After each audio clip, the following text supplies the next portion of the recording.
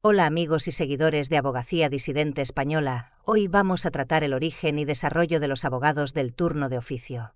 En Roma, cuna del derecho occidental, no existía el abogado de pobres, la justicia era privada con acuerdos y venganzas entre familias.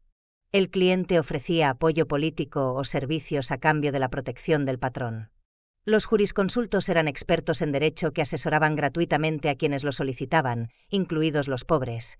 Así Ulpiano o Papiniano ofrecían consultas, responsa, sin cobrar. Los defensores civitatis o defensores plebis, cargos públicos destinados a proteger a los ciudadanos pobres de los abusos de los poderosos terratenientes o funcionarios corruptos. El Código Teodosiano, 438 después de Cristo, regula esta figura defensores civitatis o defensores plebis, defender a los humildes.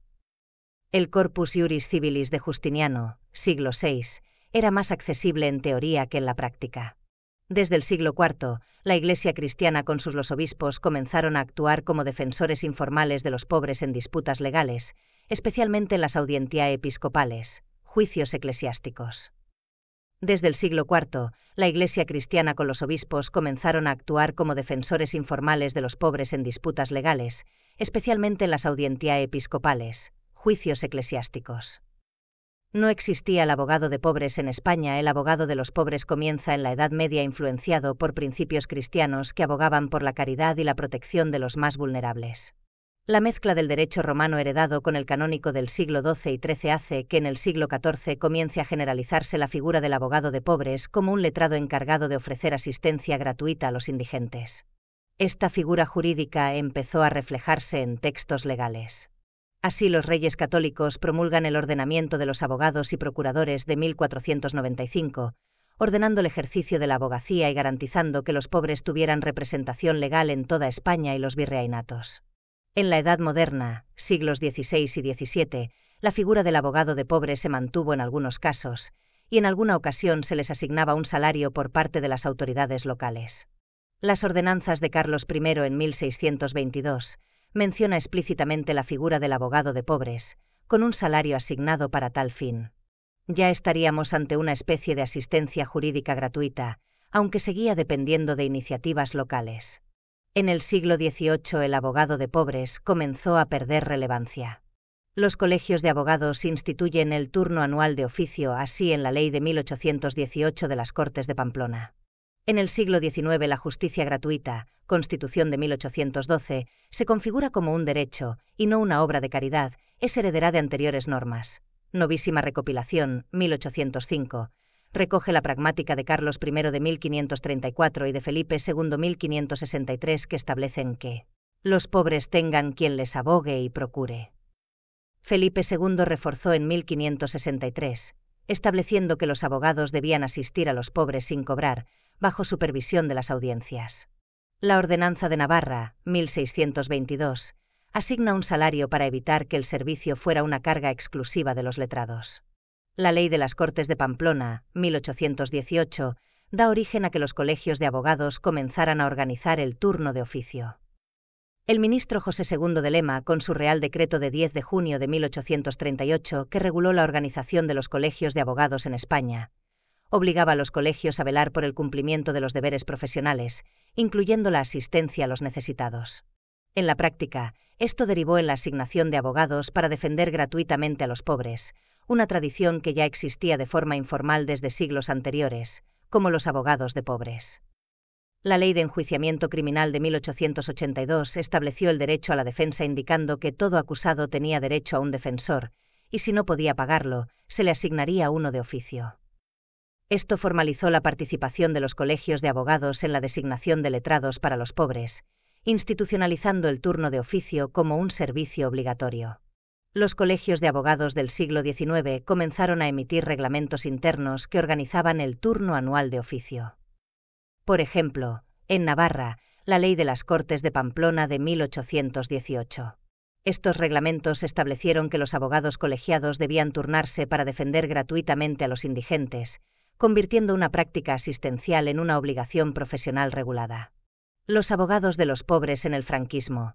El franquismo heredó el turno de oficio gestionado por los colegios de abogados. En 1944, el decreto de 25 de mayo sobre organización de los colegios de abogados. Ley de enjuiciamiento criminal, 1882, vigente durante el franquismo y todavía hoy, incluye el derecho a la defensa. El artículo 118 establecía que todo acusado tenía derecho a un defensor, y si no podía pagarlo, se le asignaría uno de oficio. La Ley de 1943 sobre asistencia jurídica gratuita reiteraba la obligación de los colegios de abogados de organizar el turno de oficio y asignar defensores a los pobres, pero no introdujo un sistema de financiación pública. Ley Orgánica del Estado del año 1967 en su artículo 10 mencionaba el derecho a la justicia, pero no regulaba específicamente el turno de oficio ni los honorarios. ¿Quién los pagaba? El abogado. No existía una partida presupuestaria pública, pues los letrados trabajaban sin compensación, o en algunos casos, recibían cantidades simbólicas gestionadas por los propios colegios de abogados. ¿Estaba el abogado obligado a asistir a los pobres? Sí. Negarse podía implicar sanciones disciplinarias, suspensión o expulsión del colegio. En la democracia, la Constitución Española de 1978 y Ley de Asistencia Jurídica Gratuita de 1996 se encargan del abogado de oficio. La Constitución del 78, en su artículo 24, garantiza la tutela judicial efectiva y el derecho a la defensa, incluyendo asistencia letrada gratuita para quienes no tienen recursos. La Ley 1/1996, de 10 de enero, de asistencia jurídica gratuita, regula el sistema del turno de oficio desde hace 30 años.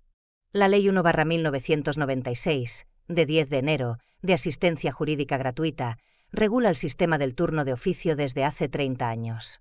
Según el 18 informe del Observatorio de la Justicia Gratuita del año 2023, se han certificado por Servicio Público de Asistencia Jurídica Gratuita en el año 2023 la cantidad de 116.901.118 euros en 1.222.422 asuntos. Y estos asuntos han sido trabajados por 40.248 abogados del turno de oficio en 2023, lo que supone 30,37 asuntos por abogado en el año 2023 de media, y con una media de cobro anual de 2.904 euros por abogado y año.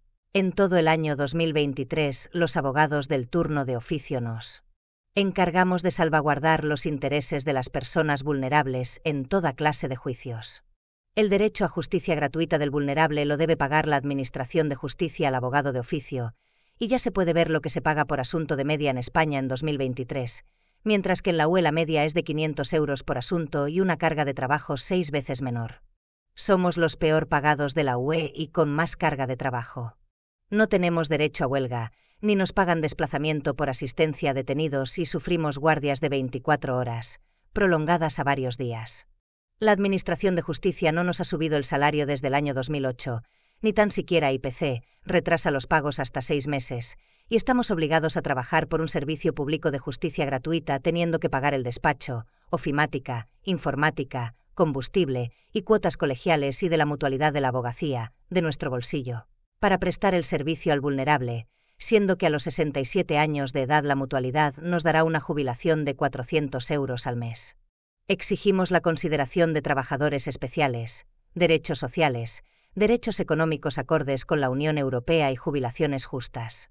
Esta esclavitud y precariedad que sufrimos los abogados del turno de oficio se ve organizada por los colegios de la abogacía y el CGAE, Correa de Transmisión de la Administración de Justicia Esclavista, por lo que Abogacía Disidente Española rechaza los colegios de abogados y exige un único colegio nacional, la eliminación del CGAE y equiparación de baremos económicos a los de la Unión Europea.